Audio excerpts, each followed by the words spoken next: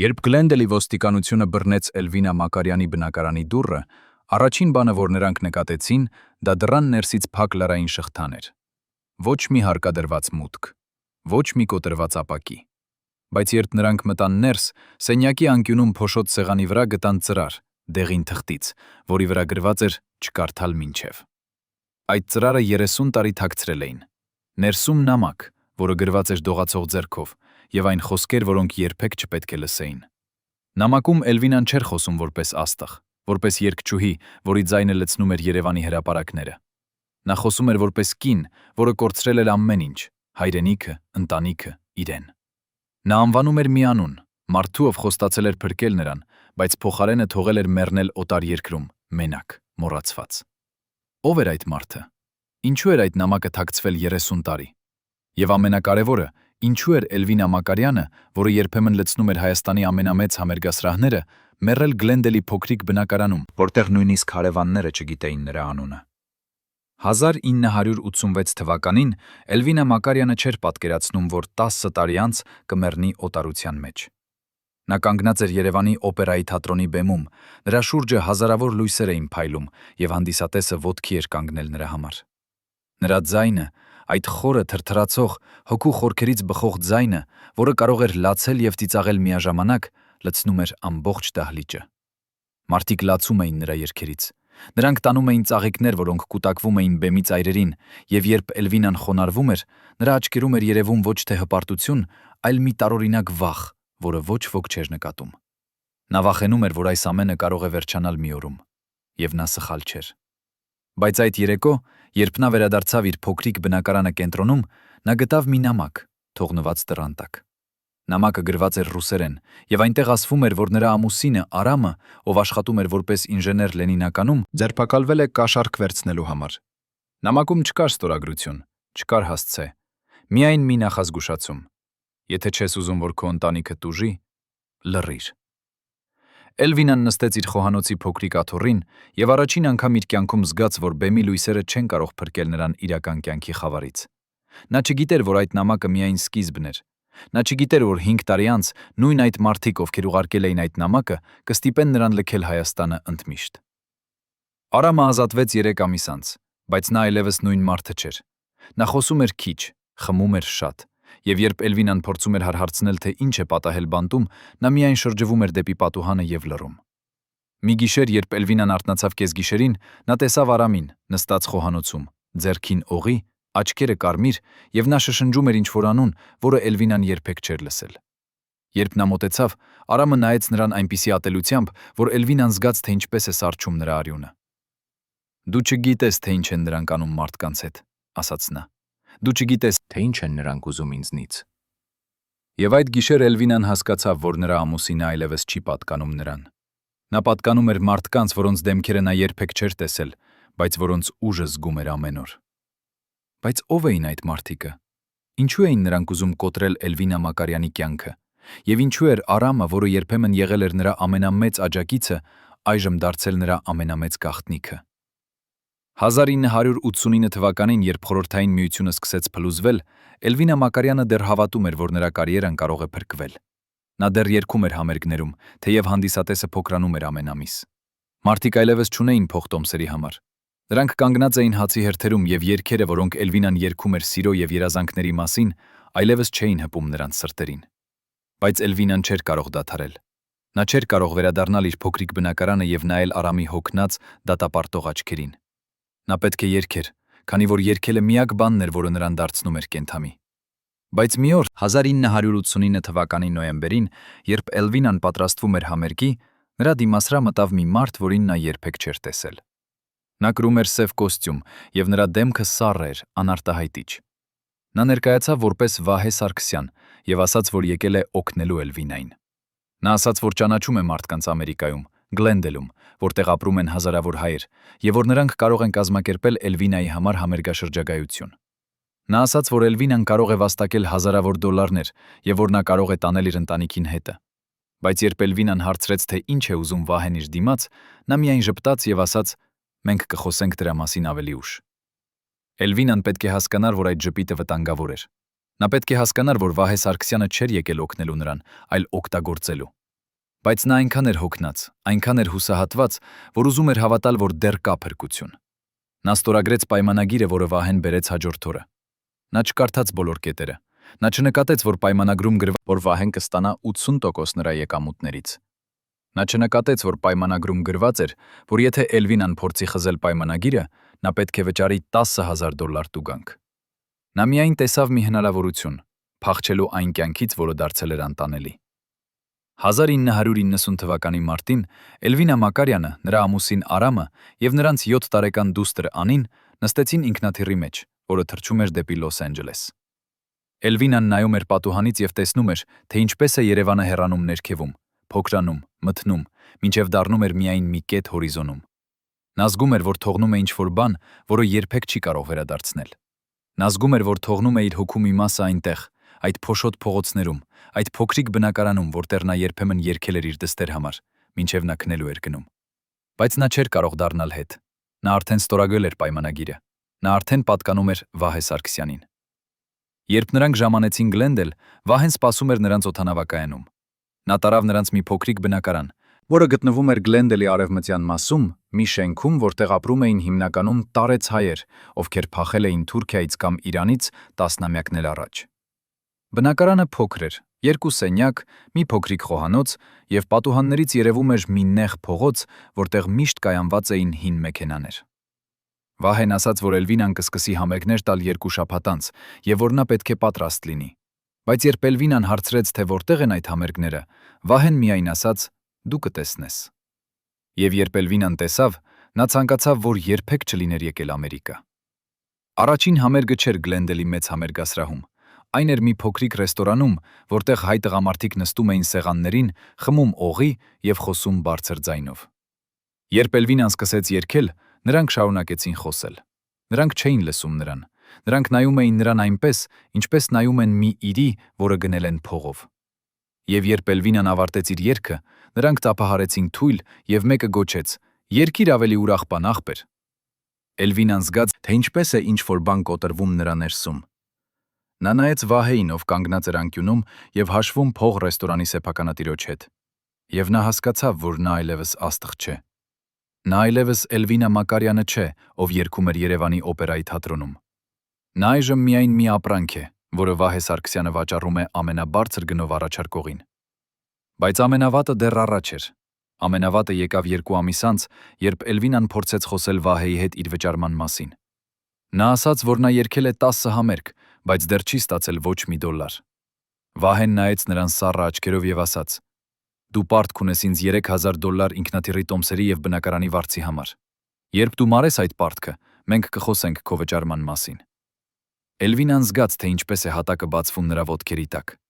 Նա հասկացավ, որ նա ընկել է որոքայթի մեջ։ Նա հասկացավ, որ Վահե Սարգսյանը երբեք չի թողնի նրան ազատ։ Բայց ո՞վ էր իրականում Վահե Սարգսյանը։ Ինչպես էր նա կարողանում վերահսկել Էլվինայի ամբողջ կյանքը։ Եվ ինչու էր Արամը, ով տեսնում էր, թե ինչ է կատարվում իր կնոջ հետ, ոչինչ չանում դրա դեմ։ Արդյոք նա վախենում էր Վահեից, թե նա ինքը մաս էր այդ խաղի։ 1991 թվականին Էլվինա Մակարյանը դադարեց հաշվել, թե քանի համերգ է տվել։ Նա երգում էր 7 օր շաբաթը, երբեմն 2 համերգ մի օրում։ Ռեստորաններ, հարսանիքներ, մասնավոր կուսակցություններ։ Նրա ձայնը, որը երբեմն լցնում էր հազարանոց դահլիճները, այժմ կորչում էր ծխի և օղու հոտի մեջ։ Նրա դեմքը, որը երբեմն փայլում էր բեմի լույսերի տակ, այժմ ծածկված էր հոգնածությամբ և հուսահատությամբ։ Նա քաշել էր 15 կիլոգրամ վերջին 6 ամսում։ Նրա աչքերի տակ մութ շրջանակներ էին հայտնվել, և երբ նա նայում էր Հայելուն, նա չէր ճանաչում այն կնոջը, ով նայում էր նրան հետ։ Բայց ամենավատը չէր նրա արտաքինը։ Ամենավատը այն էր, որ կատարվում էր նրա ընտանիքի հետ։ Արամը գտել էր աշխատանք մի շինարարական ընկերությունում, բայց նա աշխատում էր 12 ժամ օրը, և երբ նա վերադառնում էր տուն, նա այնքան էր հոգնած, որ միայն ընկնում էր անկողնու մեջ և քնում։ Նա այլևս չէր խոսում Էլվինայի հետ։ Նա այլևս չէր նայում նրա աչքերին։ Եվ երբ Էլվինան փորձում էր հպվել նրան, նա շրջվում էր մյուս կողմը և ձևացնում, որ քնած է։ Նրանց դուստր Անին, ով այժմ 11 տարեկան էր, սկսել էր խոսել անգլերեն ավելի լավ, քան հայերեն։ Նա ամաչում էր իր մոր հայկական շեշտից։ Նա ամաչում էր, երբ նրա դասընկերները հարցնում էին, թե ինչու է նրա մայրը միշտ հոգնած և տխուր։ Եվ մի օր, երբ Էլվինան փորձեց գրկել Անին դպրոցից վերադառնալուց հետո, Անին հրեց նրան եւ ասաց. «Ես ատում եմ քեզ։ Ես ատում եմ, որ դու բերեցիր մեզ այստեղ»։ Այդ գիշեր Էլվինան նստեց իր փոքրիկ խոհանոցում եւ առաջին անգամ մտածեց ինքնասպանության մասին։ Նա մտածեց, թե որքան հեշտ կլիներ պարզապես ավարտել այս ամենը։ Նա մտածեց, թե որքան հեշտ կլիներ պարզապես փաթ կլիներ պարզապես փակել աչքերը եւ չարթնանալ այլևս։ Բայց երբ նա նայեց պատուհանից եւ տեսավ Գլենդելի լույսերը, փայլում անտարբեր եւ սառը, նա հասկացավ, որ նա չի կարող այդպես անել։ Նա չի կարող թողնել Անին առանց մոր։ Նա չի կարող թողնել Արամին առանց կին, թեև նա այլևս չգիտեր, թե արդյոք Արամը դեռ սիրում է նրան։ Նա պետք է շարունակեր։ Նա պետք է գտներ ուժ ինչ-որ տեղից։ Բայց այդ ուժը չեկավ ներսից։ Այն եկավ արտաքինից, մի անսպասելի աղբյուրից։ 1992 թվականի հունվարին, երբ Էլվինան երգում էր մի հարսանիքում Գլենդելում, նրա մոտ եկավ մի տարեց կին։ Կինը ներկայացավ որպես Արփինե Գրիգորյան եւ ասաց, որ նա ապրել է Գլենդելում 40 տարի։ Նա ասաց, որ նա լսել է Էլվինայի մասին եւ որ նա ցանկանում է օգնել նրան։ Էլվինան նայեց նրան կասկածանքով։ Նա արդեն սովորել էր չվստահել ոչ ոքի Գլենդելում, բայց Արփինեի աչքերում մի բան կար, մի ջերմություն, մի անկեղծություն, որը Էլվինան չէր տեսել երկար ժամանակ։ Եվ երբ Արփինեն ասաց. «Ես գիտեմ, թե ով է Վահե Սարգսյանը, եւ ես գիտեմ, թե ինչպես կարող ես ազատվել նրանից», Էլվինան զգաց, թե ինչպես է նրա սիրտը սկսում ավելի արագ բաբախել։ Արփինեն տարավ Էլվինային մի փոքրիկ սրճարան, որը գտնվում էր Գլենդելի հարավային մասում։ Նրանք նստեցին անկյունային սեղանի մոտ եւ Արփինեն սկսեց պատմել։ Նա ասաց, որ Վահե Սարգսյանը հայտնի է Գլենդելում որպես մարդ, ով շահագործում է նորեկ հայերին։ Նա բերում է նրանց Ամերիկա խոստումներով, աշխատանքի, փողի, ավելի լավ կյանքի։ Բայց երբ նրանք ժամանում են, նա դարձնում է նրանց իր ստրուկները։ Նա վերցնում է նրանց անձնագրերը։ Նա սպառնում է նրանց ընտանիքներին Հայաստանում։ Եվ նա երբեք չի թողնում նրանց ազատ, քանի դեռ նրանք կարող են վաստակել նրա համար։ Արփինեն ասաց, որ նա ճանաչում է իրավաբան, ով կարող է օգնել Էլվինային խզել պայմանագիրը Վահեի հետ։ Բայց նա նաև ասաց, որ դա վտանգավոր է։ Նա ասաց, որ Վահեն ունի կապեր մարդկանց հետ, ովքեր կարող են վնասել Էլվինային եւ նրա ընտանիքին։ Նա ասաց, որ Էլվինան պետք է շատ զգույշ լինի։ Էլվինան լսեց այս ամենը, եւ նա զգաց, թե ինչպես է վախը եւ հույսը պայքարում նրա ներսում։ Նա ուզում էր հավատալ, որ Արփինեն կարող է օգնել նրան։ Նա ուզում էր հավատալ, որ դեռ կա ելք այս դժոխքից։ Բայց նա նաև վախենում էր։ Նա վախենում էր, որ եթե նա փորձի դիմադրել Վահեին, նա կկորցնի ամեն ինչ։ Նա վախենում էր, որ Վահեն կարող է վնասել Անին կամ Արամին։ Եվ նա չգիտեր, թե արդյոք նա ունի ուժ այդ ռիսկը վերցնելու համար։ Բայց երբ նա վերադարձավ տուն այդ գիշեր եւ տեսավ Արամին նստած խոհանոցում, դարձյալ օղի ձեռքին, աչքերը դատարկ եւ հեռավոր, նա հասկացավ, որ նա չունի ընտրություն։ Նա պետք է փորձեր։ Նա պետք է կռվեր։ Քանի որ եթե նա չկռվեր, նա կմեռներ այստեղ, Գլենդելում, մի կին, ով կորցրել էր ամեն ինչ՝ իր ձայնը, իր ընտանիքը, իր հոգին։ Եվ նա չէր կարող թույլ տալ, որ դա պատահի։ Բայց ինչպես կարող էր նա կռվել Վահե Սարգսյանի դեմ։ Ով էր իրականում այդ իրավաբանը, որի մասին խոսեց Արփինեն։ Եվ ամենակարևորը, արդյոք Արամը կաջակցեր նրան այդ կռվում, թե նա արդեն այնքան էր կոտրված, որ այլևս չէր կարող կանգնել իր կնոջ կողքին։ Եվ ինչու էր Արփինե Գրիգորյանը, մի տարեց կին, ում Էլվինան երբեք չէր տեսել, ուզում օգնել նրան։ Արդյոք նա իսկապես ուզում էր օգնել, թե նա ուներ իր սեփական շահերը։ Երբ Վահե Սարգսյանի գրասենյակի դուռը բացվեց այդ առավոտյան 1992 թվականի փետրվարի 12-ին, Էլվինան տեսավ ոչ թե գրասենյակ, այլ մի տարօրինակ թանգարան, լի հայկական հնաոճ գորգերով, արծաթե սպասքներով եւ պատերին կախված լուսանկարներով, որտեղ Վահեն կանգնած էր հայտնի մարդկանց կողքին, քաղաքական գործիչների, բիզնեսմենների, նույնիսկ մի երկու երգիչների, որոնց Էլվինան ճանաչում էր Հայաստանից։ Բայց ամենաանհանգստացնող բանը չէր լուսանկարները։ Ամենաանհանգստացնող բանը այն էր, որ գտնվում էր Վահեի սեղանի վրա, մի հաստ թղթապանակ, որի վրա գրված էր Էլվինայի անունը լատինատար տառերով։ Վահեն նստած էր իր սեղանի ետևում, ձեռքերը խաչված կրծքի վրա, եւ նրա դեմքին այն սառը ժպիտն էր, որը Էլվինան սովորել էր ատել վերջին 2 տարիների ընթացքում։ «Նստիր, Էլվինա ջան», ասաց նա, եւ նրա ձայնը քաղցր էր, շատ քաղցր, այնպիսի քաղցրություն, որը թաքցնում է թույն։ Էլվինան նստեց աթոռին եւ նա զգաց, թե ինչպես են նրա ձեռքերը դողում։ Նա փորձեց թաքցնել դրանք իր ծնկների տակ, բայց Վահեն արդեն նկատել էր։ Նա միշտ նկատում էր ամեն ինչ։ «Ես լսեցի, որ դու խոսել ես Արփինե Գրիգորյանի հետ», ասաց Վահեն, եւ նրա ձայնը դեռ քաղցր էր, բայց այժմ դրա մեջ մի սառը սպառնալիք կար։ Էլվինան զգաց, թե ինչպես է նրա սիրտը կանգ առնում։ Ինչպես գիտեր Վահեն, դրանք հանդիպել էին միայն երեկ, մի փոքրիկ սրճարանում, որտեղ ոչ ոք չէր ճանաչում նրանց։ Ինչպես կարող էր Վահեն իմանալ այդքան արագ։ Վահեն բացեց թղթապանակը եւ հանեց մի լուսանկար։ Լուսանկարում Էլվինան եւ Արփինեն նստած էին սրճարանում, խոսում էին, եւ լուսանկարը նկարված էր այնպիսի անկյունից, որ պարզ էր նրանք չգիտեին, որ նկարվում են։ Գլենդելը փոքր քաղաք է, Էլվինա ջան, ասաց Վահեն։ Այստեղ ամեն ինչ իմանում են, ամեն ինչ տեսնում են, եւ ես ունեմ շատ աչքեր, որոնք տեսնում են ինձ համար։ Էլվինան նայեց լուսանկարին եւ նա զգաց, թե ինչպես է ամեն ինչ փլուզվում նրա շուրջը։ Նա փորձեց խոսել, բայց նրա ձայնը չէր ելնում։ Վահեն դրեց լուսանկարը սեղանի վրա եւ հանեց մեկ այլ փաստաթուղթ։ Սա քո պայմանագիրն է, ասաց նա։ Կետ 14-ը ասում է, որ եթե դու փորձես խզել այս պայմանագիրը առանց իմ համաձայնության, դու պետք է վճարես $10,000 տուգանք։ Բայց ես բարի մարդ եմ ու չեմ ուզի մարդեն, Էլվինա ջան։ Ես չեմ ուզում քեզ վնասել։ Ես ուզում եմ օգնել քեզ։ Այդ պատճառով ես կառաջարկեմ քեզ մի գործարք։ Դու կշարունակես երգել ինձ համար եւս 2 տարի, եւ ես կմոռանամ այս փոքրիկ միջադեպը Արփինե Գրիգորյանի հետ։ Բայց եթե դու մերժես, ես կկանչեմ իմ իրավաբանին, եւ մենք կտեսնենք, թե ինչ կասի դատարանը։ Վահեն դադարեց եւ նայեց Էլվինային այնպիսի հայացքով, որը ասում էր, որ նա արդեն գիտի նրա պատասխանը։ Եվ իհարկե ես կպետք է նաեւ խոսեմ քո ամուսնու Արամի հետ։ Ես լսել եմ, որ նա աշխատում է շինարարական ընկերությունում։ Շատ վտանգավոր աշխատանք է, չէ՞։ Շատ դժբախտ պատահարներ են լինում շինհրապարակներում։ Այդ վերջին նախադասությունը չէր սպառնալիք, այն խոնխոստում էր։ Եվ Էլվինան հասկացավ, որ Վահե Սարգսյանը պատրաստ է անել ամեն ինչ, պահելու նրան իր վերահսկողության տակ։ Նա հասկացավ, որ նա ընկած է որոքայթի մեջ, որտեղից ելք չկա։ Նա կարող էր ընդունել Վահեի առաջարկը եւ շարունակել ապրել այս դժոխքում եւս 2 տարի։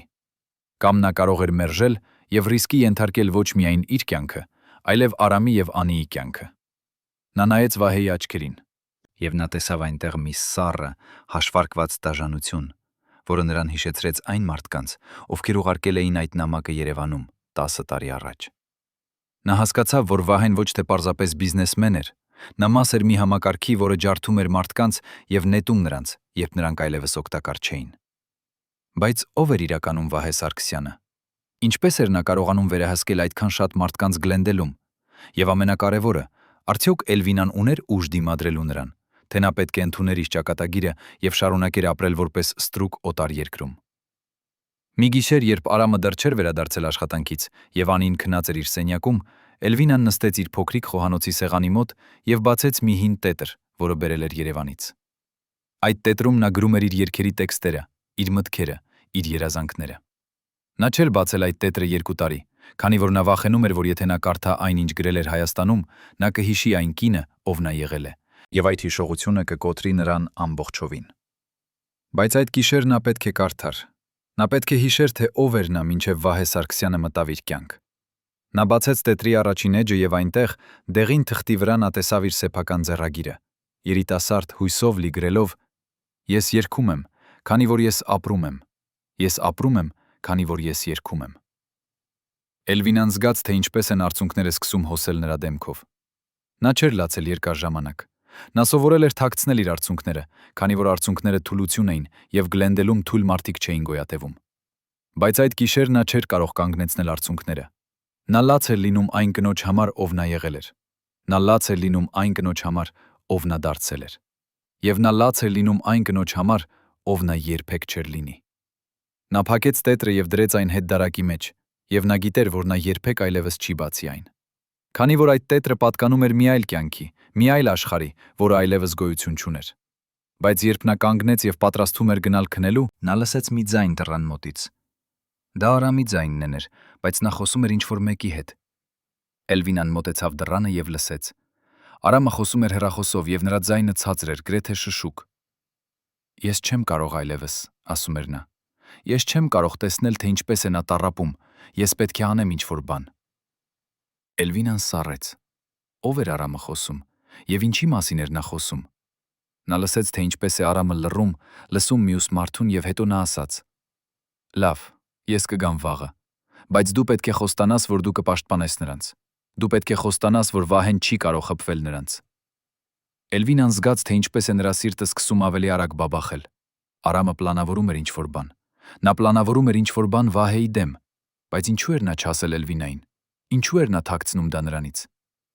Երբ Արամը մտավ բնակարան, Էլվինան կանգնած էր խոհանոցում սպասում նրան։ Արամը տեսավ նրան եւ դադարեց։ Նրա դեմքը գունատ էր, եւ նրա աչքերում Էլվինան տեսավ մի բան, որը նա չէր տեսել երկար ժամանակ։ Վախ։ Դու լսեցի՞ր, հարցրեց Արամը, եւ նրա ձայնը դողում էր։ Էլվինան գլուխ թափեց։ Ես լսեցի, ասաց նա։ Ո՞վ էր դա։ Ինչ ես դու պլանավորում։ Արամը նայեց նրան երկար, եւ հետո նա նստեց սեղանի մոտ եւ թաքցրեց դեմքը ձեռքերի մեջ։ Ես չեմ կարող ասել քեզ, ասաց նա։ Դա շատ վտանգավոր է։ Եթե դու իմանաս, դու կլինես վտանգի մեջ։ Բայց Էլինան չէր ընդունում այդ պատասխանը։ Նա մոտեցավ Արամին եւ բռնեց նրա ուսերը։ Ես արդեն վտանգի մեջ եմ, ասաց նա։ Մենք բոլորս վտանգի մեջ ենք։ Եվ եթե դու ինչ-որ բան գիտես, որը կարող է օգնել մեզ, դու պետք է ասես ինձ։ Արամը նայեց նրա աչքերին, եւ Էլվինան տեսավ, թե ինչպես է նա պայքարում իր ներսում։ Եվ հետո երկար լռությունից հետո նա սկսեց խոսել։ Նա ասաց, որ երբ նա աշխատում էր շինհրապարակում, նա հանդիպել էր մի մարդու, անունով Գևորգ Ավագյան։ Գևորգը եղել էր ոստիկան Երևանում, բայց նա եկել էր Ամերիկա 10 տարի առաջ եւ այժմ աշխատում էր որպես մասնավոր քննիչ Լոս Անջելեսում։ Գևորգը ասել էր Արամին, որ նա քննում է Վահե Սարգսյանին, մարդկանց շահագործման եւ ապօրինի գործունեության համար։ Նա ասել է, որ նա հավաքում է ապացույցություններ, բայց նա պետք է ունենար վկաներ, մարդկանց, ովքեր պատրաստ են խոսել Վահեի դեմ։ Եվ Արամը համաձայնել էր օգնել նրան։ Նա համաձայնել էր տալ ցուցմունք Վահեի դեմ, եթե Գևորգը կարողանար պաշտպանել Էլվինային եւ Անին։ Էլվինան լսեց այս ամենը, եւ նա զգաց, թե ինչպես են հույսը եւ վախը խառնվում նրա ներսում։ Նա ուզում էր հավատալ, որ Գևորգ Ավագյանը կարող է օգնել նրանց։ Նա ուզում էր հավատալ, որ դեռ կա ելք այս դժոխքից, բայց նա նաեւ վախենում էր։ Նա վախենում էր, որ եթե Վահեն իմանար, թե ինչ են նրանք պլանավորում, նա կկոտրի նրանց։ Նա վախենում էր, որ Գևորգ Ավագյանը չէր կարող պաշտպանել նրանց Վահեի ուժից։ Եվ նա վախենում էր, որ Արամը, ով արդեն այնքան էր կոտորված, չէր կարող դիմանալ այն ճնշմանը, որը Վահեն կդնի նրա վրա։ Բայց ամենավատը դեռ առաջ էր։ Ամենավատը եկավ 2 օր անց, երբ Արամը գնաց հանդիպման Գևորգ Ավագյանի հետ եւ չվերադարձավ։ Էլվինան սպասեց նրան ամբողջ գիշեր։ Նա զանգահարեց նրա հեռախոսին, բայց այն անջատված էր։ Նա զանգահարեց շինարարական ընկերությանը, բայց նրանք ասացին, որ Արամը չի եկել աշխատանքի այդ օրը։ Եվ երբ լույսը բացվեց եւ Արամը դեռ չէր վերադարձել, Էլվինան հասկացավ, որ ինչ-որ սարսափելի բան է պատահել։ Նա հագնվեց եւ պատրաստվում էր գնալ ոստիկանություն, բայց երբ նա բացեց դուռը, նա տեսավ Վահե Սարգսյանին, կանգնած նրա շեմին, ժպտում իր սառը ժպիտով։ «Բարելույս, Էլվինա ջան», ասաց Վահեն։ «Մենք պետք է խոսենք քո ամուսնու մասին»։ Ինչու էր Վահե Սարգսյանը եկել Էլվինայի դուռը այդ առավոտյան։ Ուր էր Արամը։ Եվ ինչու էր Վահեն ժպտում այնպես, կարծես նա արդեն գիտեր, որ նա հաղթել է այս խաղում։ Վահե Սարգսյանը չմտավ Էլվինայի բնակարան։ Նա միայն կանգնեց դռան շեմին, ձեռքերը գրպաններում, եւ նայեց Էլվինային այնպիսի հայացքով, որը ասում էր, որ նա վերահսկում է ամեն ինչ։ Քո ամուսինը շատ հետաքրքիր մարդ է, ասաց նա։ Նա մտածում է, որ կարող է խաղալ հերոսի դեր։ Նա մտածում է, որ կարող է փրկել քեզ, բայց նա չի հասկանում, որ այս խաղում միայն մեկ հերոս կա, եւ դա ես եմ։ Վահեն հանեց իր գրպանից մի փոքրիկ ձայնագրիչ եւ սեղմեց կոճակը։ Էլվինան լսեց Արամի ձայնը խոսում Գևորգ Ավագյանի հետ, պատմում Վահեի մասին, պատմում այն ամենի մասին, ինչ Վահեն արել էր Էլվինայի հետ։ Եվ հետո նա լսեց Գևորգի ձայնը, ասում, որ նա կպաշտպանի Արամին եւ Էլվինային, որ նա կհավաքի բավարար ապացույցություններ Վահեի դեմ։ Վահեն անջատեց ձայնագրիչը եւ դրեց այն հետ իր գրպանը։ «Տեսնում ես, Էլվինա ջան», ասաց նա, «ես միշտ գիտեմ, թե ինչ է կատարվում։ Ես միշտ մի քայլ առաջ եմ»։ Էլվինան զգաց, թե ինչպես է հատակը բացվում նրա ոտքերի տակ։ Եթե Վահեն ուներ այդ ձայնագրությունը, դա նշանակում էր, որ նա գիտեր ամեն ինչ։ Դա նշանակում էր, որ Արամի պլանը ձախողվել էր մինչև այն սկսվելը։ Եվ դա նշանակում էր, որ Արամը մայկում էր, որ Արամը այժմ Վահեի ձեռքերում էր։ «Ուր է Արամը», հարցրեց Էլվինան, եւ նրա ձայնը գրեթե շշուկ էր։ Վահեն ժպտաց։ «Արամը ապահով է», ասաց նա։ «Նա մի փոքր հանգստանում է։ Նա շատ էր հոգնած վերջին օրերին։ Բայց մի անհանգստացիր, նա շուտով կվերադառնա տուն, եթե դու լավ աղջիկ լինես»։ Վահեն մոտեցավ Էլվինային, եւ նա այնքան մոտ էր, որ Էլվինան կարող էր հոտոտել նրա օթեկոլոնի ծանր հոտը։ «Ահա թե ինչ է լինելու», ասաց նա։ Դու կշարունակես երգել ինձ համար։ Դու կմոռանաս Արփինե Գրիգորյանի եւ Գևորգ Հավաքյանի մասին, եւ դու կասես քո ամուսնուն, որ նա պետք է մոռանա իր փոքրիկ հերոսական պլանները։ Եթե դու անես այս ամենը, Արամը կվերադառնա տուն, եւ մենք կշարունակենք մեր փոքրիկ բիզնեսը։ Կարծես ոչինչ չի պատահել։ Բայց եթե դու չանես, ապա Արամը կունենա մի շատ վատ դժբախտ պատահարշին հրապարակում։ Եվ հետո դու կմնաս մենակ այստեղ, Գլենդելում, առանց ամուսնու, առանց փողի, առանց ոչինչի։ Եվ ես կվերցնեմ Անին։ Այդ վերջին նախադասությունը հարվածեց Ալվինային ավելի ուժեղ, քան ցանկացած ֆիզիկական հարված։ Վահեն սպառնում էր վերցնել նրա դուստրը։ Նա սպառնում էր վերցնել միակ բանը, որը դեռ կապում էր Էլվինային կյանքի հետ։ Էլվինան նայեց Վահեի աչքերին եւ նա տեսավ այնտեղ մի սառը, հաշվարկված դաժանություն, որը նրան ասում էր, որ Վահեն իսկապես կաներ այն, ինչ նա սպառնում էր։ Նա հասկացավ, որ նա չուներ ընտրություն։ Նա պետք է ընդուներ Վահեի պայմանները, կամ նա կկորցներ ամեն ինչ։ Նա գլուխ թափեց, եւ այդ գլուխ թափելը ավելի ծանր էր, քան ցանկացած բեռ, որը նա երբևէ կրել էր։ Լավ, ասաց նա։ Ես կանեմ այն, ինչ դու ասում ես։ Վահեն ժպտաց, եւ այդ ժպիտը հաղթանակի ժպիտ էր։ Գիտեի, որ դու խելացի կին ես, ասաց նա։ Նա շրջվեց եւ սկսեց հեռանալ, բայց հետո նա դադարեց եւ նայեց Էլվինային վերջին անգամ։ Եվ Էլվինա ջան, ասաց նա, մի փորձիր դարձյալ խաղալ հերոսի դեր, քանի որ հաջորդ անգամ ես չեմ լինի այդքան ողորմած։ Եվ հետո նա գնաց, թողնելով Էլվինային կանգնած դռան շեմին, դողացող, կոտրված եւ ավելի մենակ, քան երբևէ։ Արամը վերադարձավ տուն 3 օր անց։ Նրա դեմքը ծածկված էր կապտուկներով եւ նրա աջ ձեռքը կապված էր վիրակապով։ Նա չասաց Էլվինային, թե ինչ է պատահել այդ 3 օրվա ընթացքում։ Նա միայն նստեց իրենց անկողնու եզրին եւ լաց եղավ։ Եվ Էլվինան նստեց նրա կողքին եւ բռնեց նրա ձեռքը, եւ նրանք երկուսն էլ լացին միասին, առանց խոսքերի, քանի որ խոսքերը այլևս չէին կարող արտահայտել այն ցավը, որը նրանք զգում էին։ Նրանք հասկացան, որ նրանք պարտվել են։ Նրանք հասկացան, որ Վահե Սարգսյանը հաղթել է։ Եվ նրանք հասկացան, որ նրանք երբեք չեն կարող փախչել այս դժոխքից։ Բայց մի բան, որը Էլվինան չգիտեր այդ գիշեր, այն էր, որ Արամի ներսում ինչ-որ բան կոտրվել էր այդ 3 օրվա ընթացքում։ Ինչ-որ բան, որը երբեք չէր կարող նորից ամբողջանալ։ Եվ այդ կոտրվածությունը կտանի նրան դեպի մի ճանապարհ, որը կավարտվի ողբերգությամբ։ Բայց դա էր մի այլ պատմություն։ Դա էր պատմություն, որը դեռ չէր պատմվել։ Դա էր պատմություն, որը կբացահայտվեր միայն տարիներ անց, երբ Էլվինա Մակարյանի դուռը կգտնվեր փակ ներսից, եւ ոստիկանությունը կգտներ այդ նամակը դեղին թղթի վրա, որը թաքցվել էր 30 տարի։ Բայց ով էր իրականում Գևորգ Հավաքյանը։ Ինչու էր նա փորձում օգնել Արամին եւ Էլվինային։ Եվ ամենակարևորը, ինչպես էր Վահե Սարգսյանը իմացել նրանց պլանի մասին այդքան արագ։ Արդյոք Գևորգի թիմում կար դավաճան, թե Վահեն ուներ այնպիսի ուժեղ կապեր, որ նա կարող էր իմանալ ամեն ինչ, որ կատարվում էր Գլենդելում։ 1994 թվականի ամռանը, երբ Գլենդելի տաք օդը դարձել էր անտանելի եւ ասֆալտը հալչում էր արևի տակ, Էլվինա Մակարյանի փոքրիկ բնակարանի փոստարկղում հայտնվեց մի ծրար, որը չուներ ուղարկողի հասցե։ Ծրարը փոքր էր, շագանակագույն թուղթ, կապված սպիտակ լարով, եւ երբ Էլվինան բացեց այն դողացող ձեռքերով, նա գտավ ներսում մի հին բանալի եւ մի թղթի կտոր, որի վրա գրված էր միայն մի հասցե. Հարավային Բրանդ փողոց, տուն 345, նկուղ։ Ոչ մի ստորագրություն, ոչ մի բացատրություն։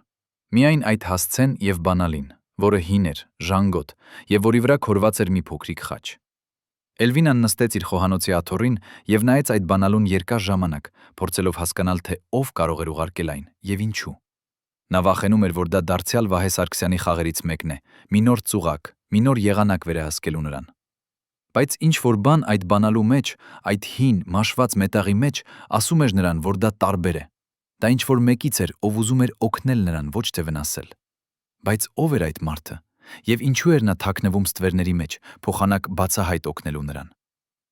3 օր Էլվինան պահեց այդ բանալին իր գրպանում, զգալով դրա ծանրությունը ամեն քայլի ժամանակ, եւ ամեն գիշեր նա արթնանում էր քրտնած, երազներ տեսնելով այդ հասցեի մասին։ Հարավային Բրանդ փողոց, տուն 345, նկուղ։ Նա գիտեր, որ այդ փողոցը գտնվում էր Գլենդելի ամենավտանգավոր թաղամասում, որտեղ նույնիսկ ցերեկը մարդիկ չէին քայլում մենակ։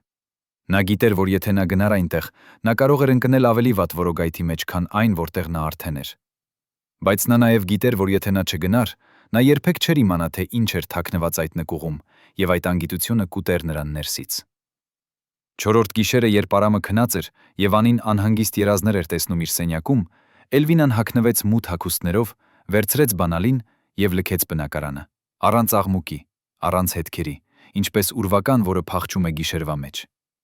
Հարավային Բրանդ փողոցը ավելի վատ էր, քան Էլվինան պատկերացնում էր։ Փողոցային լամպերի կեսը չէր աշխատում, եւ մութ անկյուններում նա լսում էր ձայներ, շշուկներ, ծիծաղներ, որոնք սառեցնում էին նրա արյունը։ Տուն 345-ը հին շենք էր, 2 հարկանի, կարմիր աղյուսներից, որի պատուհանները փակ էին փայտե տախտակներով։ Շենքի կողքին նեղ աստիճան էր իջնում դեպի նկուղ, եւ երբ Էլվինան մոտեցավ այնտեղ, նա տեսավ մի ծանր մետաղյա դուռ, որի վրա նույն խաչի նշանն էր, ինչ բանալու վրա։ Նրա ձեռքերը դողում էին, երբ նա մտցրեց բանալին կողպեքի մեջ, եւ երբ դուռը բացվեց կռնչալով, նա զգաց մի հին խոնավ հոտ, որը խառնված էր թղթի եւ մոմի հոտի հետ։ Նա մտավ ներս եւ դուռը փակվեց նրա հետևից ինքնաբերաբար, թողնելով նրան լիակատար խավարի մեջ։ Էլվինան փնտրեց լույսի անջատիչ, եւ երբ նա գտավ այն եւ սեղմեց, մի թույլ լամպ վառվեց առաստաղից, լուսավորելով մի փոքրիկ սենյակ, որի պատերը ծածկված էին դարակներով, լի փաստաթղթերով, թղթապանակներով եւ հին լուսանկարներով։ Սեղանի վրա սենյակի կենտրոնում դրված էր մի հաստ թղթապանակ, որի վրա գրված էր Վահե Սարգսյան, գործ թիվ 317։ Էլվինան մոտեցավ սեղանին եւ բացեց թղթապանակը դողացող ձեռքերով։ Ներսում նա գտավ տասնյակ փաստաթղթեր, բանկային փոխանցումներ, պայմանագրեր, լուսանկարներ եւ ամենակարևորը՝ մի ցուցականունների, որոնք բոլորը հայեր էին, ովքեր եկել էին Ամերիկա վերջին 10 տարիների ընթացքում։ Յուրաքանչյուր անվան կողքին գրված էր մի գումար, հազարավոր դոլարներ եւ մի ամսաթիվ։ Էլվինան տեսավ իր սեփական անունը ցուցակում՝ Էլվինա Մակարյան, $15,000, 1990 թվական։ Նա հասկացավ, որ այս թղթապանակը պարունակում էր ապացույցություններ Վահե Սարգսյանի բոլոր հանցագործությունների մասին։ Նա հասկացավ, որ ով էլ հավաքել էր այս ամենը, նա աշխատել էր տարիներ, հավաքելով ամեն փաստաթուղթ, ամեն ապացույցություն, որը կարող էր ընկճել Վահեին։ Բայց ով էր այդ մարդը։ Ինչու էր նա թաքցրել այս ամենը այստեղ, այս մութ նկուղում։ Եվ ամենակարևորը, ինչու էր նա ուղարկել բանալին Էլվինային։ Արդյոք նա ուզում էր, որ Էլվինան վերցներ այս ապացույցությունները եւ տաներ դրանք ոստիկանությանը։ Թե դա դարձյալ ծուղակ էր, մի եղանակ ստիպելու Էլվինային անել ինչ-որ բան, որը կավարտվեր նրա կործանումով։ Էլվինան նստեց այդ նկուղում ամբողջ գիշեր, կարդալով փաստաթղթերը մեկ առ մեկ, եւ ամեն էջի հետ նա զգում էր, թե ինչպես է բարկությունը աճում նրա ներսում։ Նա կարդաց պատմություններ տասնյակ հայերի մասին, ովքեր եկել էին Ամերիկա երազանքներով եւ ովքեր վերջացել էին որպես Վահե Սարգսյանի ստրուկներ։ Նա կարդաց մի երիտասարդ երգչուհու մասին, անունով Լուսինե, ով ինքնասպանություն էր գործել 2 տարի առաջ, երբ Վահեն սպառնացել էր տարածել նրա մասին սուտ լուրեր, եթե նա չշարունակեր երգել նրա համար։ Նա կարդաց մի ընտանիքի մասին, հայր, մայր եւ 3 երեխաներ, ովքեր ապրում էին մի փոքրիկ բնակարանում Գլենդելում եւ ովքեր աշխատում էին 18 ժամ օրը Վահեի ռեստորաններում, առանց վճարի, քանի որ Վահեն ասում էր, որ նրանք պարտք ունեն նրան իրենց ինքնաթիռի տոմսերի համար։ Եվ նա կարդաց Արամի մասին, իր սեփական ամուսնու մասին, եւ թե ինչպես էր Վահեն սպառնացել նրան, ասելով, որ եթե նա չլռի, նրա դուստր Անին կվնասվի։ Բայց ամենաշոկային փաստաթուղթը, որը Էլվինան գտավ այդ թղթապանակում, այն էր մի նամակ, որը գրված էր ձեռքով, հայերքով, հայերեն, եւ որը ստորագրված էր անունով Գևորգ Ավագյան։ Նամակում Գևորգը բացատրում էր, որ նա քննիչ է եղել Երևանում եւ որ նա եկել է Ամերիկա 10 տարի առաջ, հետապնդելով Վահե Սարգսյանին, ով փախել էր Հայաստանից խուսափելով ձերբակալությունից։ Գևորգը գրում էր, որ Վահեն Հայաստանում եղել է մաս մի հանցավոր կազմակերպության, որը զբաղվում էր մարդկանց շահագործմամբ եւ ապօրինի գործարքներով, եւ որ երբ խորհրդային համակարգը փլուզվեց, Վահեն օգտագործեց իր կապերը փախչելու Ամերիկա եւ սկսելու նոր կյանք Գլենդելում։ Բայց Գևորգը չէր կարող թույլ տալ, որ Վահեն շարունակի իր հանցագործությունները։ Նա ծախսել էր 10 տարի հավաքելով ապացույցություններ, խոսելով վկաների հետ, փնտրելով փաստաթղթեր, որոնք կապացուցեին Վահեի մեղքը։ Եվ այժմ, երբ նա վերջապես ուներ բավարար ապացույցություններ, նա պատրաստ էր գործել։ Բայց նամակի վերջում Գևորգը գրում էր ինչ-որ բան, որը սառեցրեց Էլվինայի արյունը։ Եթե դու կարդում ես այս նամակը, դա նշանակում է, որ ես այլևս կենդանի չեմ։ Վահեն իմացել է իմ պլանի մասին, եւ նա արդեն գործել է։ Բայց մի վախեցիր։ Այս ապացույցությունները բավարար են ընկճելու նրան։ Տար դրանք ԱՄՆ դաշնային ոստիկանությանը։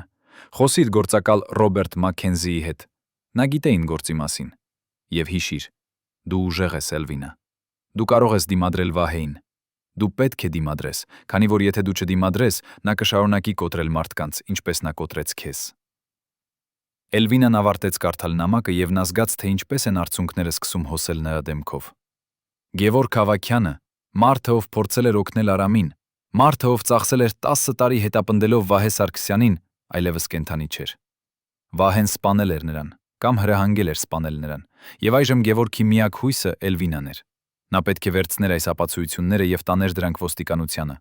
Նա պետք է խոսեր գործակալ Ռոբերտ Մաքքենզիի հետ։ Նա պետք է դիմադրեր Վահեին, թեև դա նշանակում էր դնել իր կյանքը վտանգի մեջ։ Բայց արդյոք նա ուներ այդ ուժը։ Արդյոք նա կարող էր դիմադրել մի մարդու, ով վերահսկում էր ամեն ինչ Գլենդելում,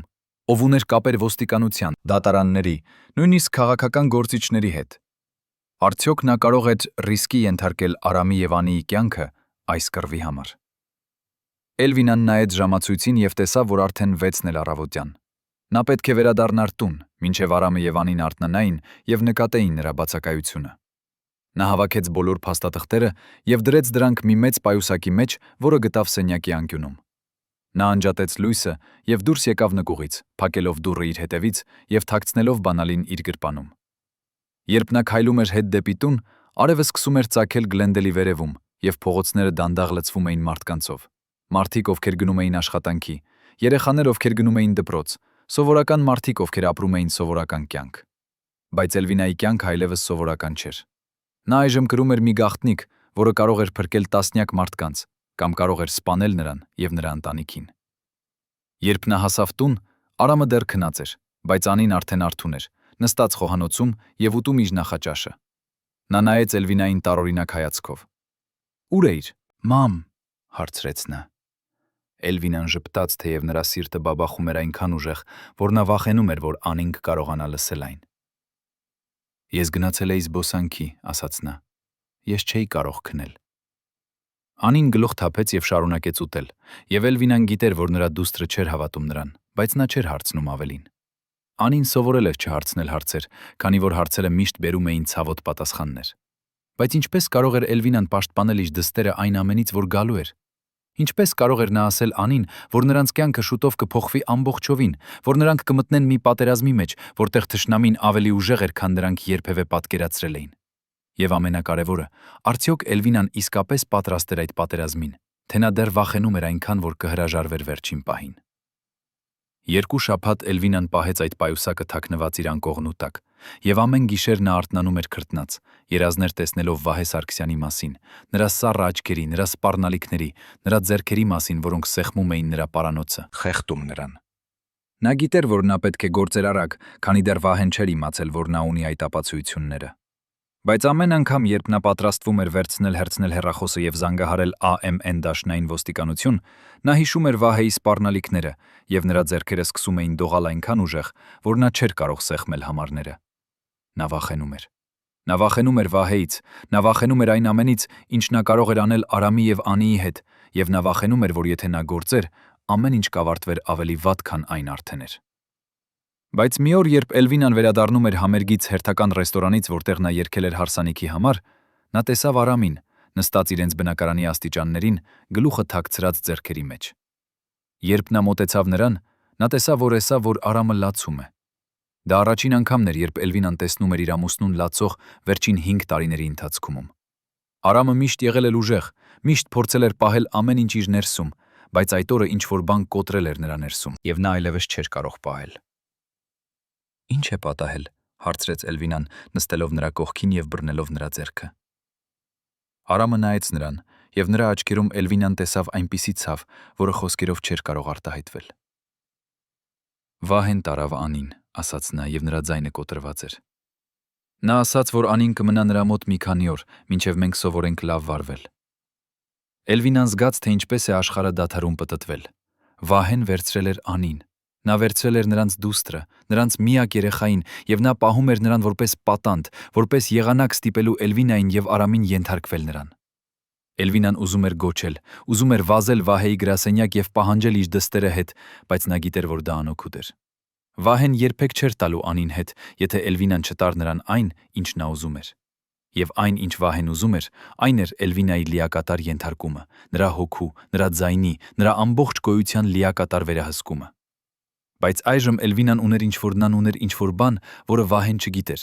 Նա ուներ այդ ապացույցությունները։ Գևորգ Ավագյանի թղթապանակը, որը կարող էր ընկճել Վահեին եւ ազատել բոլոր նրանց, ովքեր տառապում էին նրա ձեռքից։ Եվ այժմ, երբ Վահեն վերցրել էր անին, Էլվինան հասկացավ, որ նա այլևս չուներ ընտրություն։ Նա պետք է գործեր։ Նա պետք է կռվեր։ Քանի որ եթե նա չկռվեր, նա կկորցներ իր դուստրը ընդմիշտ։ Էլվինան վերադարձավ բնակարան եւ հանեց պայուսակը անկողնուտակից։ Նա նայեց Արամին, ով հետևել էր նրան ներս եւ կանգնած էր դռան մոտ, դեռ լացող, դեռ կոտրված։ Ես գիտեմ, թե ինչպես կարող ենք վերադարձնել անին, ասաց Էլվինան, բայց դու պետք է վստահես ինձ։ Դու պետք է անես այն, ինչ ես ասում եմ, եւ դու պետք է չվախենաս։ Արամը նայեց նրան շփոթված, բայց հետո նա գլուխ թափեց։ Նա պատրաստ էր անել ամեն ինչ վերադարձնելու իրենց դուստրը։ Էլվինան բացեց պայուսակը եւ ցույց տվեց Արամին փաստաթղթերը, նամակը Գևորգ Ավագյանից, ամեն ինչ։ Եվ երբ Արամը ավարտեց կարդալ, նա նայեց Էլվինային այնպիսի հայացքով, որը խառնված էր հույսի եւ վախի հետ։ Դու պատրաստ ես անել սա, հարցրեց նա։ Դու պատրաստ ես դիմադրել Վահեին։ Էլվինան գլուխ թափեց։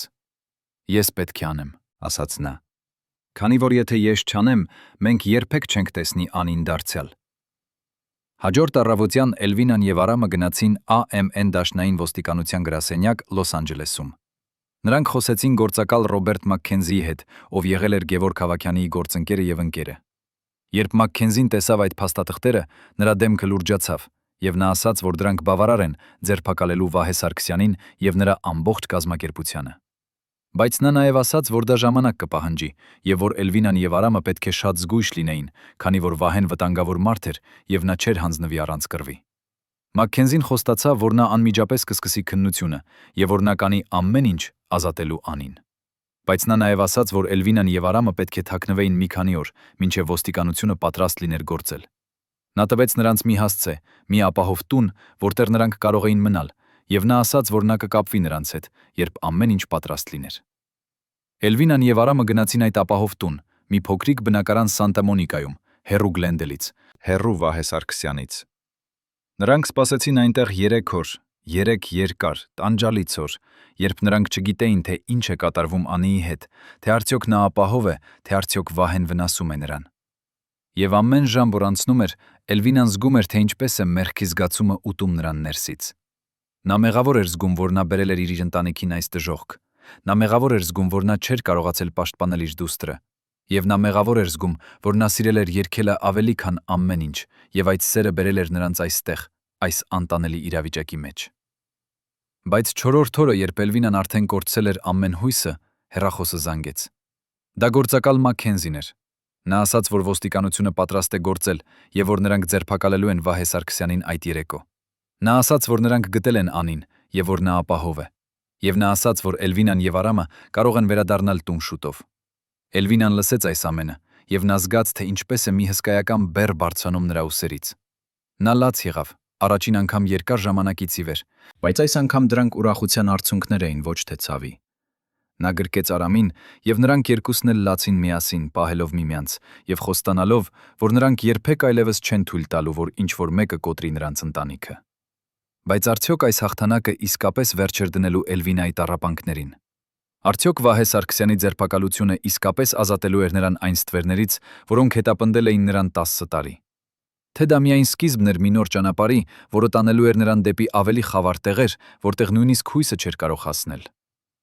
Երբ դաշնային գործակալները ներխուժեցին Վահե Սարգսյանի գրասենյակ այդ երեկո 1995 թվականի հոկտեմբերի 22-ին, նրանք գտան միայն դատարկ սենյակ, լի ծխախոտի ծուխով եւ կիսադատարկ օղու բաժակներով։ Սեղանի վրա ճիշտ կենտրոնում դրված էր մի փոքրիկ ձայնագրիչ, որը դեռ աշխատում էր, եւ երբ գործակալները նվագեցին այն, նրանք լսեցին Վահեի ձայնը, հանգիստ, գրեթե զվարճալի, ասելով. «Հարգելի գործակալ Մաքքենզի, եթե դուք լսում եք սա, դա նշանակում է, որ ես արդեն հեռու եմ։ Դուք մտածում եք, որ Էլվինա Մակարյանի փոքրիկ ապացույցները կարող են ընկճել ինձ, բայց դուք չեք հասկանում, որ ես միայն մի փոքր ատամնիկ եմ մի շատ ավելի մեծ մեքենայի մեջ։ Եվ այդ մեքենան երբեք չի դադարում աշխատել»։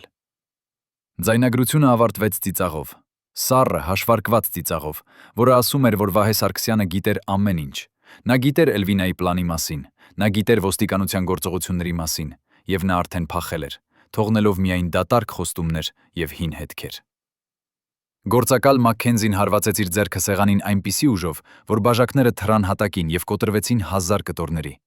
Նա հասկացավ, որ նրանք ուշացել էին։ Նա հասկացավ, որ Վահեն ուներ լրտես ոստիկանության ներսում, մեկը, ով տեղեկացրել էր նրան ամեն քայլի մասին, եւ այժմ Վահեն անհետացել էր, թողնելով Էլվինային եւ Արամին առանց արդարադատության, առանց փրկության։ Բայց ամենավատը չէր Վահեի փախուստը։ Ամենավատը այն էր, որ երբ գործակալները գնացին այն հասցեն, որտեղ նրանք ենթադրաբար գտել էին Անին, նրանք հայտնաբերեցին, որ այդտեղում երբեք երեխա չի եղել։ Այն դատարկ պահեստ էր, լի հին տուփերով եւ փոշոտ կահույքով։ Մաքքենզին զանգահարեց Էլվինային եւ Արամին, եւ երբ նա ասաց նրանց ճշմարտությունը, Էլվինան զգաց, թե ինչպես է նրա աշխարհը փլուզվում վերջնականապես։ Անին դեռ Վահեի ձեռքերում էր, կամ ավելի վատ, Վահեն արդեն տարել էր նրան ինչ-որ տեղ, որտեղ ոստիկանությունը երբեք չէր կարող գտնել նրան։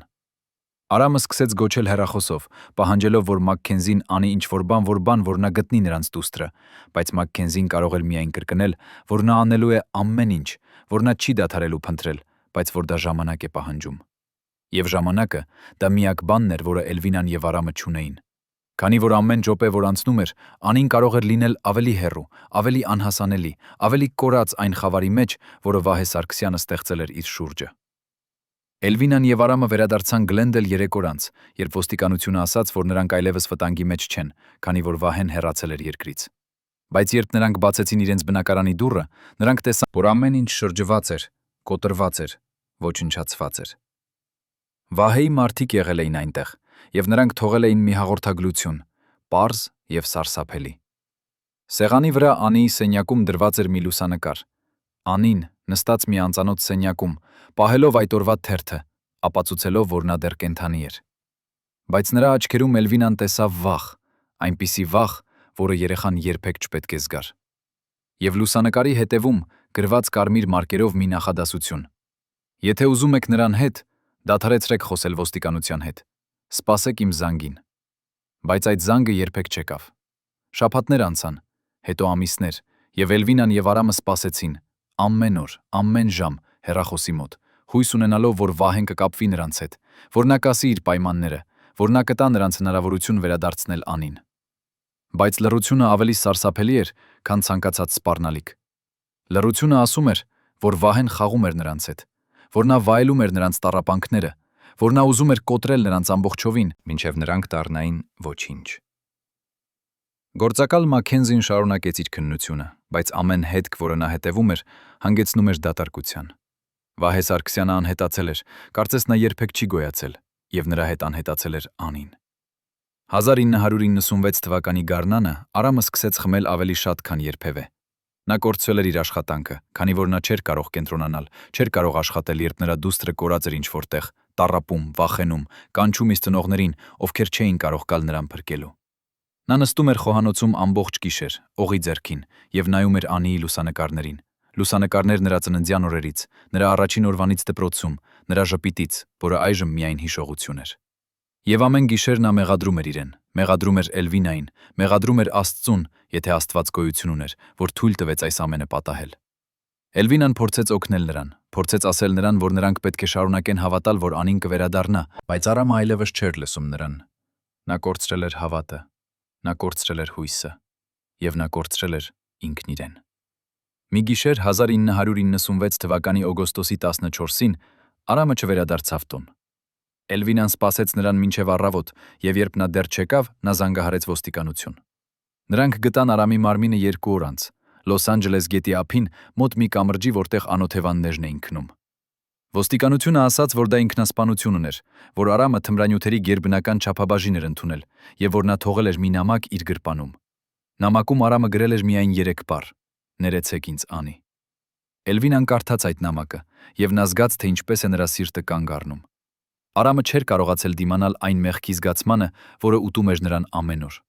Նա չէր կարողացել ապրել այն գիտակցությամբ, որ նա չէր կարողացել պաշտպանել իր դուստրը։ Եվ նա ընտրել էր միակ ելքը, որը նա տեսնում էր, ավարտել իր տառապանքները, թողնել այս աշխարհը, որտեղ նա այլևս չէր կարող գտնել իմաստ։ Էլվինան թաղեց Արամին մի փոքրիկ գերեզմանատանը Գլենդելում, եւ թաղմանը եկան միայն մի քանի մարդիկ, հին ընկերներ Հայաստանից, ովքեր նույնպես ապրում էին Ամերիկայում եւ ովքեր նույնպես կորցրել էին ամեն ինչ, երբ նրանք եկան այստեղ, փնտրելով ավելի լավ կյանք։ Գործակալ Մաքենզին նույնպես եկավ, եւ նա ասաց Էլվինային, որ նա շարունակելու է փնտրել Անին, որ նա երբեք չի դադարելու, բայց Էլվինան տեսավ նրա աչքերում, որ նա այլևս չի հավատում, որ Անին կգտնվի կենդանի։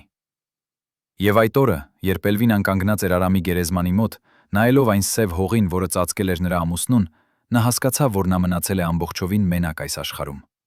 Նա կորցրել էր իր դուստրը, նա կորցրել էր իր ամուսնուն, եւ նա կորցրել էր ինքն իրեն։ Տարիներ անցան, եւ Էլվինա Մակարյանը շարունակեց ապրել Գլենդելում, թեև նա այլևս չէր երգում։ Նրա ձայնը, որը երբեմն լցնում էր համերգասրահները, այժմ լռում էր, քանի որ երգելը հիշեցնում էր նրան այն ամենի մասին, ինչ նա կորցրել էր։ Նա աշխատում էր որպես մաքրուհի հյուրանոցներում, վաստակելով բավարար փող, վճարելու իր փոքրիկ բնակարանի վարձը եւ գնելու սնունդ։ Նա ապրում էր մեկուսացած, խուսափելով մարդկանցից, քանի որ մարդիկ հարցեր էին տալիս եւ հարցերը ցավ էին բերում։ Նա ամեն օր այցելում էր Արամի գերեզմանը եւ խոսում նրա հետ, պատմում նրան իր օրվա մասին, թեև նա գիտեր, որ Արամը այլևս չէր լսում։ Եվ ամեն գիշեր նա նստում էր իր փոքրիկ խոհանոցում եւ նայում էր Անիի լուսանկարներին, հույս ունենալով, որ մի օր հեռախոսը կզանգի եւ ինչ որ մեկը կասի, որ Անին գտնվել է, որ նա ապահով է, որ նա վերադառնում է տուն։ Բայց այդ զանգը երբեք չեկավ։ 1999 թվականին գործակալ Մաքքենեզին կապվեց Էլվինայի հետ եւ ասաց, որ նա փակում է Անիի գործը։ Նա ասաց ուրախ է, որ Անին գտնվել է, որ նա ապահով է, որ նա վերադառնում է տուն։ Բայց այդ զանգը երբեք չեկավ։ 1999 թվականին գործակալ Մաքքենեզին կապվեց Էլվինայի հետ եւ ասաց, որ նա փակում է Անիի գործը։ Նա ասաց ուրախ է, որ Անին գտնվել է, որ նա ապահով է, որ նա վերադառնում է տուն։ Բայց այդ զանգը երբեք չեկավ։ 1999 թվականին գործակալ Մաքքենեզին կապվեց Էլվինայի հետ եւ ասաց, որ նա փակում է Անիի գործը։ Նա ասաց ուրախ է, որ Անին գտնվել է, որ նա ապահով է, որ նա վերադառնում է տուն։ Բայց այդ զանգը երբեք չեկավ։ 1999 թվականին գործակալ Մաքքենեզին կապվեց Էլվինայի հետ եւ ասաց, թե ինչպես է վերջին կապը, որը պահում էր նրան կյանքի հետ կտրվում։ Եթե Անին մեռած էր, ապա ինչու էր Էլվինան դեռ ապրում։ Ինչու էր նա շարունակում շնչել, երբ նրա դուստրը, նրա միակ երեխան այլևս չէր շնչում։ Բայց Էլվինան չարեց այն, ինչ Արամը արեց։ Նա չընտրեց ինքնասպանությունը, թեև նա մտածեց դրա մասին ամեն օր։ Նա շարունակեց ապրել, ոչ թե որովհետև նա ուզում էր ապրել, այլ որովհետև նա չէր կարող թույլ տալ, որ Վահե Սարգսյանը հաղթի ամբողջովին։ Նա չէր կարող թույլ տալ, որ նա ոչնչացնի նրան այնպես, ինչպես նա ոչնչացրել էր Արամին, Անին եւ բոլոր այն մարդկանց, ովքեր ընկել էին նրա որոքայթի մեջ։ Էլվինան շարունակեց ապրել, քանի որ ապրելը նրա վրեժխնդրությունն էր, նրա եղանակը ասելու Վահեին, որ նա չէր կարողացել կոտրել նրան ամբողջովին։ 2007 թվականի նոյեմբերի 21-ին, երբ Էլվինա Մակարյանը վերադարձավ իր բնակարան երկար օրվա աշխատանքից հյուրանոցում, նա զգաց, որ ինչ-որ բան այլ է։ Դուռը փակ էր ինչպես միշտ, բայց երբ նա մտավ ներս, նա զգաց մի տարօրինակ հոտ, ծանոթ, բայց մոռացված։ Դա օղու հոտն էր, խառնված ծխախոտի հետ, եւ այդ հոտը նրան հիշեցրեց Վահե Սարգսյանի գրասենյակը 17 տարի առաջ։ Էլվինան սառեց։ Նա նայեց շուրջը եւ տեսավ, որ նրա փոքրիկ խոհանոցի սեղանի վրա դրված է մի ծրար, նույն շագանակագույն թուղթը, նույն սպիտակ լարը, ինչպես այն ծրարը, որը նա ստացել էր 13 տարի առաջ։ Նրա ձեռքերը դողացին, երբ նա բացեց այն, եւ ներսում նա գտավ մի նամակ եւ մի փոքրիկ լուսանկար։ Լուսանկարում երիտասարդ կին էր, 24 կամ 25 տարեկան, կանգնած մի փողոցում, որը Էլվինան չէր ճանաչում, բայց կնոջ դեմքը, նրա աչքերը, նրա ժպիտը, դրանք Անիի էին։ Դա Անին էր, 17 տարի անց, մեծացած, փոխված, բայց դեռ նրա դուստրը։ Էլվինան զգաց, թե ինչպես է նրա սիրտը կանգ առնում։ Նա բռնեց լուսանկարը դողացող ձեռքերով եւ նայեց այն երկար, փորձելով հավատալ, որ դա իրական է, որ դա ոչ թե երազ է, ոչ թե երազ է, ոչ թե հալյուցինացիա։ Հետո նա բացեց նամակը եւ կարդաց։ Նամակը գրված էր հայերեն եւ այն ստորագրված էր անունով Անի Մակարյան։ Նամակում Անին գրում էր, որ նա ապրում է Մեքսիկայում, որ Վահե Սարգսյանը տարել էր նրան այնտեղ, երբ նա 11 տարեկան էր, եւ որ նա մեծացել է այնտեղ առանց իմանալու իր իսկական անունը, առանց իմանալու, որ նրա ծնողները փնտրում էին նրան։ Նա գրում էր, որ Վահեն ասել էր նրան, որ նրա ծնողները մեռել են եւ որ նա պետք է մոռանար իր անցյալը։ Բայց երբ Անին 18 տարեկան դարձավ, նա սկսեց փնտրել ճշմարտությունը Եվ նա գտավ հին թերթեր, որոնք պատմում էին Արամի մահվան մասին, եւ որոնք նշում էին Էլվինայի անունը։ Եվ նա հասկացավ, որ Վահեն ստել էր նրան։ Նա հասկացավ, որ նրա մայրը դեռ կենդանի էր եւ որ նա ապրում էր Գլենդելում։ Անին գրում էր, որ նա ուզում է տեսնել Էլվինային, բայց որ նա վախենում է։ Նա վախենում է, որ Վահե Սարգսյանը, ով դեռ ապրում է Մեքսիկայում եւ դեռ վերահսկում է նրա կյանքը, կիմանա եւ կվնասի Էլվինային։ Նա գրում էր, որ նա ուղարկում է այս նամակը գաղտնի եւ որ Էլվինան չպետք է փորձի գտնել նրան, քանի որ դա շատ վտանգավոր է։ Բայց նա նաեւ գրում էր, որ նա սիրում է Էլվինային, թեև նա երբեք չի տեսել նրան, եւ որ նա հույս ունի, որ մի օր նրանք կկարողանան հանդիպել, երբ Վահեն այլևս չի կարող վնասել նրանց։ Նամակը ավարտվում էր խոսքերով. «Մայրիկ, ես գիտեմ, որ դու տառապել ես ինձ համար։ Ես գիտեմ, որ դու կորցրել ես ամեն ինչ, բայց խնդրում եմ, մի կորցրու հույսը։ Ես կենդանի եմ, ես ապրում եմ, եւ մի օր մենք կլինենք միասին դարձյալ»։ Էլվինան ավարտեց կարդալ նամակը եւ նա զգաց, թե ինչպես են արցունքները սկսում հոսել նրա դեմքով։ Առաջին անգամ 17 տարում արցունքներ, որոնք չէին ցավի, այլ ուրախության, հույսի, սիրո։ Անին կենդանի էր։ Նրա դուստրը, որին նա մտածում էր, որ կորցրել է ընդմիշտ, կենդանի էր, եւ նա հիշում էր նրան, եւ նա սիրում էր նրան։ Էլվինան գրկեց լուսանկարը իր կրծքին եւ լաց եղավ երկար ժամանակ, թողնելով բոլոր այն տարիների ցավը, մեղքի զգացումը, ացումը, հուսահատությունը հոսել իր մարմնից։ Եվ երբ նա վերջապես դադարեց լալ, նա զգաց, թե ինչպես է ինչ-որ բան փոխվում նրա ներսում։ Նա զգաց, թե ինչպես է հույսը, որը նա մտածում էր, որ մեռել է, դարձյալ արթնանում։ Բայց նամակում Անին ասել էր, որ Վահե Սարգսյանը դեռ ապրում է, դեռ վերահսկում է նրա կյանքը։ Դա նշանակում էր, որ Վահեն երբեք չէր պատժվել իր հանցագործությունների համար։ Դա նշանակում էր, որ նա դեռ ազատ էր։ Դեռ կարող էր վնասել մարդկանց, դեռ կարող էր կոտրել ընտանիքները, ինչպես նա կոտրեց Էլվինայի ընտանիքը։ Եվ Էլվինան հասկացավ, որ նա չէր կարող թույլ տալ, որ դա շարունակվի։ Նա չէր կարող թույլ տալ, որ Վահեն շարունակի իր խավար գործերը, մինչ նա ապրում էր հանգիստ Մեքսիկայում, վայելելով իր հանցավոր փողերը։ Էլվինան հասկացավ, որ նա պետք է անի ինչ-որ բան։ Նա պետք է գտներ եղանակ ազատելու Անին Վահեի ձեռքերից։ Եվ նա պետք է գտներ եղանակ վերջապես բերելու արդարադատություն այն մարդուն, ով ոչնչացել էր նրա կյանքը։ 2007 թվականի դեկտեմբերի 2-ին, երբ Գլենդելի ոստիկանությունը բռնեց Էլվինա Մակարյանի բնակարանի դուռը, նրանք գտան այն փակ ներսից, շղթայով, ինչպես նկարագրված էր այս պատմության սկզբում։ Երբ նրանք մտան ներս, նրանք գտան Էլվինային, նստած իր փոքրիկ խոհանոցի սեղանի մոտ, գլուխը դրված ձեռքերի վրա, կարծես նա քնած էր։ Բայց երբ նրանք մոտեցան, նրանք տեսան, որ նա այլևս չէր շնչում։ Բժիշկները ասացին, որ նա մեռել էր սրտի կաթվածից, որ նրա սիրտը, որը տառապել էր այնքան երկար, վերջապես դադարել էր բաբախել։ Սեղանի վրա, Էլվինայի ձեռքի տակ,